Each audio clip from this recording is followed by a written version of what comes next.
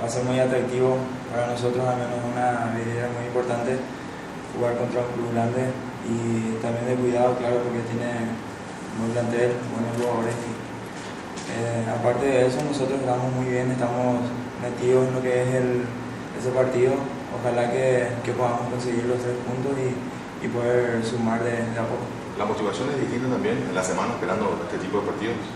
Claro, tratamos de estar lo más tranquilo posible para llegar bien concentrado en el partido, ¿verdad? Pero la ansiedad también a veces es un poco más fuerte, pero tratamos de manejar eso a favor nuestro y que nos convenga en el día del partido. Decirle a tu compañero, al equipo le estás viendo bien, le falta por ahí volver a sumar de 3 días.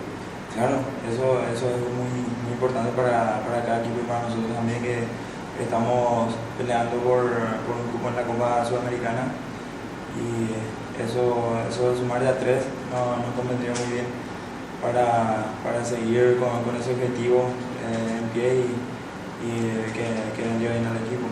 ¿Qué te parece que lo que más preocupa hoy o hay que cuidar más de Olimpia? Bueno, Olimpia siempre tiene buen juego.